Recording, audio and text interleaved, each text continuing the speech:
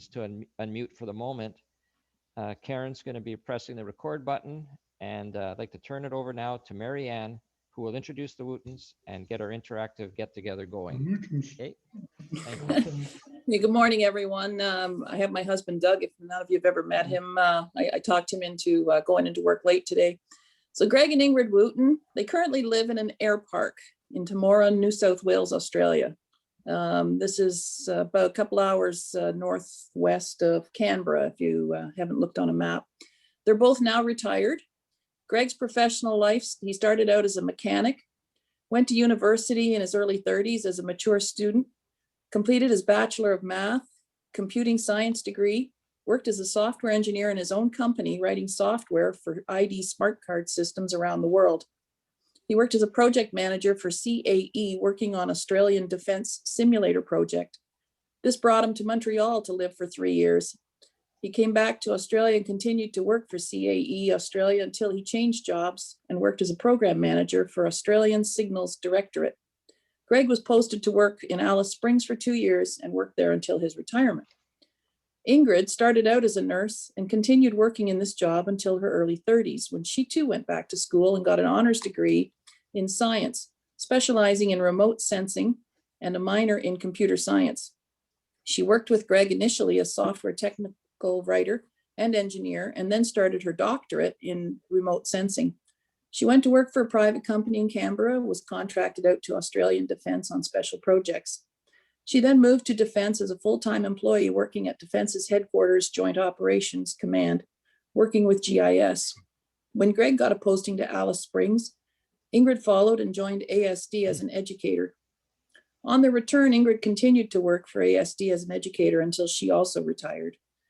Greg and Ingrid both began to learn how to fly in 2000, and it is their passion. Hence, that is why they live on an air park with a hangar and access to a taxiway and airport.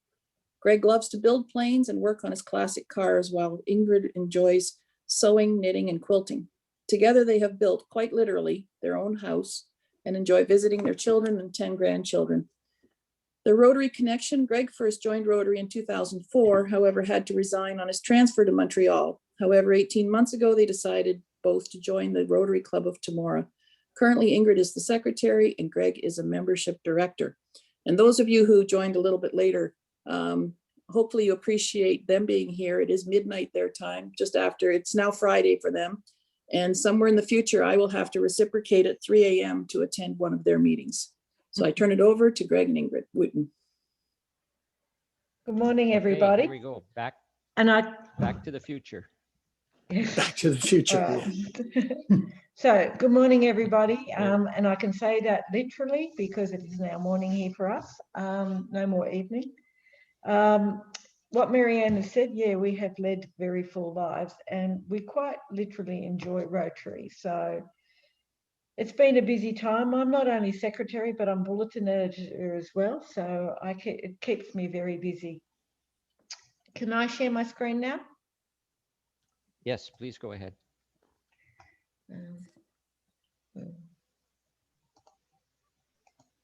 Okay, let me just go up to the top. And I will do my slideshow. All right, so we've been asked to speak about a number of projects that our Rotary district has done, or our particular Rotary club.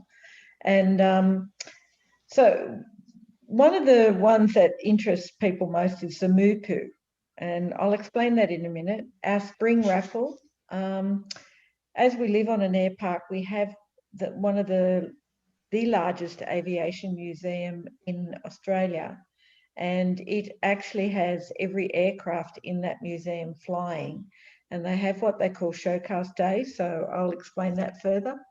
Then we do our part for the environment with road cleanups, and we do have still a lot of wood fires around this place, so we often have a wood raffle.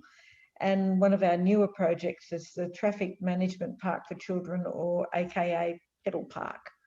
So the first one is our Moopu, and we last year started selling Moopu and advertising Moopu on Facebook, and we came up with a number. I came up, because I was a social media person, came up with a number of different you know, signs to get people's attention with the moo poo. So basically what moo poo is we have a number of feedlots. We live in the country. We have a number of feedlots, which is where a lot of the fertilizer comes from. And many of our members are farmers, and they've got truck licenses, so they get large amounts of moo poo, literally, and it gets stored at the council's lot. The council gives us a block of land where we can store the moo poo, and it cures. And then generally twice a year we sell the moo poo on, so we get it for free, and then we sell it on to the community for via the bag, the trailer, or the trailer load. And we deliver trailer loads, or people can come in with their trailer on the day that we've assigned for the moo poo, and they can either pick up their bags or they can pick up a trailer load of moo poo. And generally it's the beginning of autumn and the beginning of spring. So, you know, we do a lot of different advertising. When you have a look at it, we have a dozer driver, and the men, they all get together, and they actually, by the time you get there, it actually doesn't smell very much because it's been cured for so long. And then sanitized. Pelletized, Greg said, pelletized, which I didn't know about. So, yeah, and then we just loaded up a trailer load, and as you can see, they're quite big trailers, and people come in or we deliver it. So that's our moo poo. The next one we have is our spring raffle. So we have been holding a spring raffle every year now for at least 10 years that I know.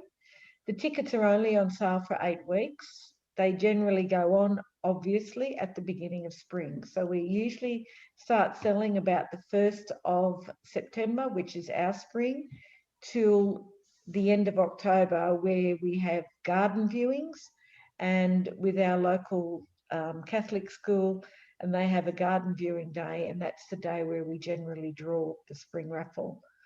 This year we sold raffle tickets online as well as face-to-face, and you know, so obviously being good COVID practices, and we sit out the front of our local grocery store and sell the tickets, and we have them on display, the actual spring raffle.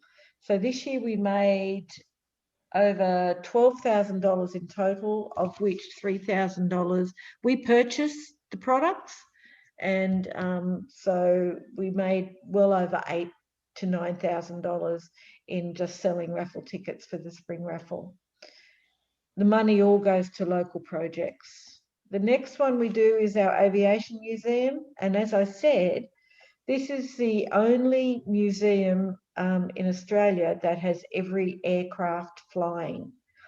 Currently, it used to be run and owned by David Lowy of the Lowy Institute and Westfield Shopping Centres, and he handed it over to our Australian Air Force, and now they're the keepers of the museum, and they're the ones that manage it. So we have quite a number of different aircraft. They have a website if you're interested to have a look. But how we do it there is that on their showcase day, someone has to sell the food in the kiosk. So they approach us to serve the food in the kiosk on one of the days, because the showcase days go over 2 days. So they pick different clubs, generally the Lions Club or the Apex Club and the Rotary Club, to serve. And we don't have to purchase any food. We don't have to buy anything. The museum provides all that, the drinks, the foods. We just serve the food as volunteers, and then they make, and we cook it. Like, it's things like we call our sausage sandwiches, which you guys would have no idea what that is. Mary Ann does. We cook burgers, we have meat pie, sausage rolls, we have hamburgers, we have, you know, a whole range of different foods, which not only do we cook and serve, and then they in turn make a donation back to the club. of what they've made on the day, and they make a donation, which is generally a fairly, what was it last time, $750 for the day. They donated back to us. I think they give us about 10%. They give us about 10% of their takings for the day, or their profit. And currently they're restricted in numbers because of COVID. And so this is the kitchen that we cook in. There's actually two kitchens, one that sells drinks and prepackaged food. And I was working in that one that day. And this is the other kitchen where they cook and serve the food. The girl in the front here, she's our local federal member. State member. She's our local state member. Her name's Steph Cook. So she's very young, but she's very, very active. And actually her father is a member of our Rotary Club. So she actually does a lot for our club as well. So the next thing is to help the environment is the road cleanup. And this year we've taken on another road. So Temora has 5 major roads coming into the town. And each of the service clubs was designated a road to clean up for the first 2 to 4 kilometres out of the town. They find that's where a lot of rubbish is dumped. So each club gets one road, and we go out there on a day. And generally around cleanup day, we have an environment cleanup day in Australia. It's on the 7th of March this year, but we tend to do it a bit later because it's a bit cooler for us, because March can still be very hot. We tend to do it about May, which is still fairly nice temperature. And we get together, and as you can see, we have quite a good bunch of volunteers, and we clean up. And when we clean up, we carry a bag, we go down both sides of the road, and we're talking country roads here. So boots are a must. And even though it's winter, the snakes can still be out and other sorts of creepy crawlies. So we have to be careful where we walk and make sure that a stick we step on is not necessarily a brown snake, which can kill you. So we are, we're very cautious about that, but because we walk in the bush and clean up, you'd be surprised what we find. And this is what we found last time. And that was the second trailer load out to the tip. So we do collect quite a bit of rubbish. And and now we've got 2 roads to do. So we'll pick 2 different times, and we'll do that twice this year. So the next thing we're doing is the online wood raffle, and I will hand this over to Greg now to speak. Yeah, so this started because with COVID last year in April, we couldn't sell our raffle tickets in the street. Normally we would set up the wood the trailer in the street, and we'd sell the tickets in the town. But because of the restrictions, they wouldn't allow us to do that. So I set up an online thing where we could sell tickets online. And we did it through PayPal. So you buy your tickets using PayPal or a credit card, and we bought tickets in the raffle. And I wrote a program that actually sends out a PDF of a ticket to the people when they buy the tickets online. So it's all automated. Sends them out an email and a PDF of the ticket they bought. And so this was the first time we'd ever done anything really online, because the people in the club are fairly staid and set in their ways. So we approached this, and we actually did remarkably well. We sold more tickets online than what we did the previous year in the street. So it was really quite. We made $1,200. We made $1,200 on selling a trailer load of wood, which was pretty good for the wood raffle. One of the things with the Facebook, and I heard you talking about your Facebook posts, and what we did with the Moopu is have those pictures to attract people's attention on Facebook, because stuff only lasts on Facebook for a minimal amount of time. So you need to capture people's attention and quickly as it rolls past them. So, you know, we set up a whole stack of pictures of, you know, fires and that sort of stuff. And we did a live draw with it to attract a bit more attention. We got the local mayor to draw the ticket online. So we had an online drawing of the ticket just to create more interest. The Moopu was the same sort of thing, where we did pictures that created attention, like with a cow and showing what we're selling. So, you know, when we do the trailer, we go out and actually cut the wood. I've got another page. As a team of people go out and we cut the wood, split it, and we do a big load so that we can do a number of we sell a number of these trailer loads of wood over the period of the winter. So we go out, and you can see by the load of wood we've got there, that'll give us that usually gives us two good loads, or maybe three if we're lucky. That's the trailer. And that's the trailer that we delivered for the price. And the lady who got it, she was really pleased that she'd won, because she was just about out of wood. So it was quite amazing. So there she is with her load of wood, very happy that she won. So the wood raffle was it was an interesting exercise in just bringing us into the 21st century of how to use social media, and also how to do things online. So and that with the Zoom meetings, because what happened with the Zoom meetings is we were going to actually, I think that we were just about ready to sort of pull the plug for 6 months and not have meetings. And I said we could do this on Zoom, and we had to actually go around, and Ingrid went around to people's places and set them up on Zoom, because they weren't really Computer literate. not really computer literate type group. So we went around, and Ingrid went around and set them all up on Zoom, and we did test meetings with them. And throughout the 6 months that we ran the Zoom meetings, we had on average about 90% attendance, which was just incredible and kept the club together. Because I think what would have happened, we had a really big disappointment just before this, because we were hosting the district conference in Temora, and it got cancelled because of COVID.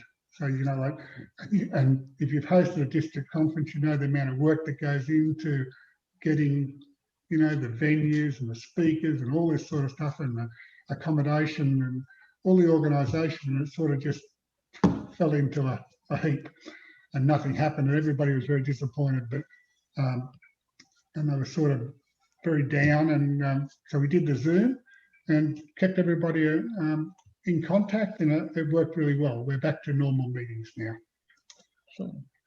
So our big project for this year is we want to build a traffic management park, or I don't know if you have these things in Canada, but they're basically a set of roads and in a park, smaller roads, where everything's sort of scaled down, and it's for push bikes and for younger scooters and push bikes. And we're trying to get the younger people, we don't want the teenagers in the park. It's because that tends to cause problems with the younger kids, so that they can have the skate park, and we have the younger kids in our pedal park, where they can ride around the pedal park, we have pedestrian crossing, roundabout, traffic lights, and it's all scaled down for push bikes. And so that's our major project. It's going to cost us in the vicinity of $100,000. So we are going to do a combination of fundraising, grants and sponsorship to do this. I presented this to the council, to our local council last year, and we got approval in principle for using one of the parks. So I think I've got a picture of the park. So this is the park that we want to use, and this is what we're going to build on that park. And the council have agreed in principle for us to do this. And this park is a good park to use because it's already got toilet facilities, barbecue facilities, and a playground in the middle. So we were looking at having the, this is just a rough idea of what I presented to the council, but it'll actually spread out a little bit more than that diagram. And so with all those facilities there, and it will just go around the playground. So it sort of, so the kids can go there, have a playground, and use the playground, and plus ride their bikes around the road, get used to traffic rules, and how to be courteous on the road and that sort of stuff. So the other thing we wanted to do with that is to promote road safety in the local schools by having days at the park with the local road safety officer, the council road safety officer, and the local police department, and in conjunction with the schools. For the high school students, just as an aside, we run a simulator, which one of the Rotary clubs, local Rotary clubs here in Young, which is a town about 80 kilometres away, they've got a car simulator which we take round to the high schools, and so we have 2 days in tomorrow where we run school kids through this car simulator. And it's amazingly how effective it is at teaching kids how using their mobile phones are going to crash in 5 minutes. So it's 5 seconds. Yeah. And just how, because they get very blasé when they're in high school with their licenses, and actually putting them in a simulator and giving them real world situations and how they react to it, and just the consequences of looking at their phone and sending a text while they're driving, shows them in no uncertain terms what can happen. So this is part of our this is our idea to work with the younger people, and then we bring them through to the high school with the simulators. What else have we got? That's it. That's it. I think that's the main things we do. We do other. We do lots of other little things as well. Yeah. We've just finished a small project called In Trachoma in Australia and around the world in a lot of Indigenous areas. Children suffer dramatically from trachoma, which is an eye disease, and it's generally be due to uncleanliness or not knowing how to keep their face clean and their wash clean, and then their eyes get junky, and the flies get in and they cause blindness. So what we've done is we've made, each club has put their hand up to make 20 bags, and each bag has to be individual of some sort, cloth bags of a certain size. And in that bag we have face washer, towel, water bottles, soap, toothbrush, toothpaste, and some other items. There's a whole stack of little items I can't remember, and we pack them in each of the bags and send them out to the different areas around Australia, to the different missions. And to ours went to a place called Neutral Junction School, which is 300 kilometres north of Alice Springs, and it's on a cattle station. They have a mission there. And the other thing that they've done with this project is that we get then one of the local schools, and then they become pen friends with the kids in that school. So that's what we do, yeah. So that's one of the other projects that we've just finished and completed. But the other thing is that we will then keep providing them with the supplies of toothpaste, and every so often we will send them a bunch of toothpaste and a bunch of whatever they need, hairbrushes, combs, face washes, that sort of thing. Any questions? We have time for a couple of questions. Yeah, Sue Bragg had one question, is what was the size of your club in terms of membership? We have 26 members. So when you talk about 90% membership, we generally had 21, 22, 23 people at each Zoom meeting. Physical meetings, we generally have about, I between 18 to 22 at a physical meeting. We also have a Aging. program. We also have a program of Friends of Rotary, which Yes. is so we have people who it's sort of a way of increasing membership. Is we have a Friends of Rotary program, and these people they pay $40 a year, and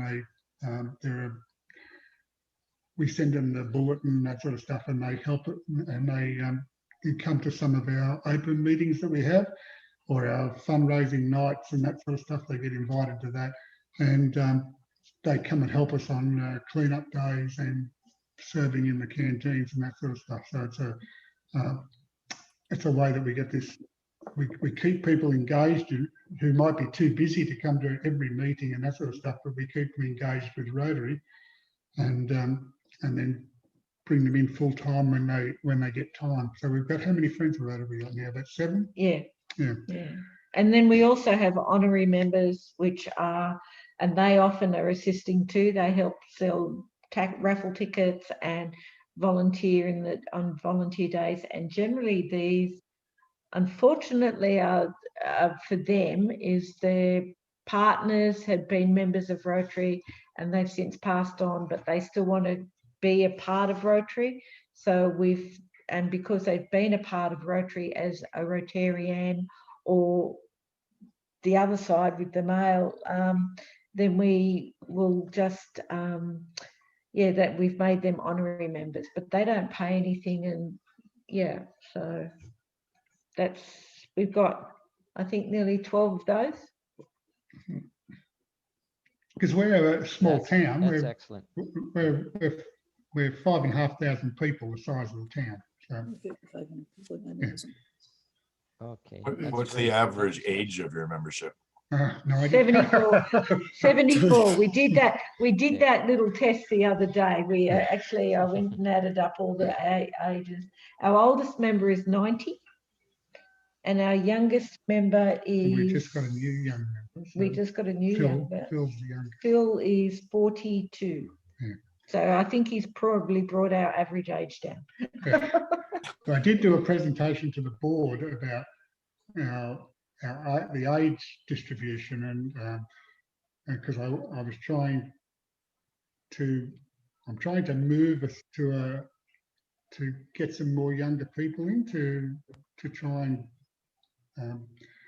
spread the load a bit, because everybody's getting really old and they get tired very quickly. So on behalf of the club, I would thank you so much for being up so late. And as a thank you, the club will be vaccinating 25 children for polio in your name. This is something we do for all of our. This is something we do for all of our guest speakers, and I will make sure that we get this emailed to you as soon as possible. But it's been awesome, and hopefully what you've told us will inspire us to do a few more fundraising things as the year goes on. So again, thank you so much, and I will pay back at some point in time. I'll hold you to that, Marianne. Hey, thank you so much, everyone. It was really interesting, and we had some good comments in the chat room.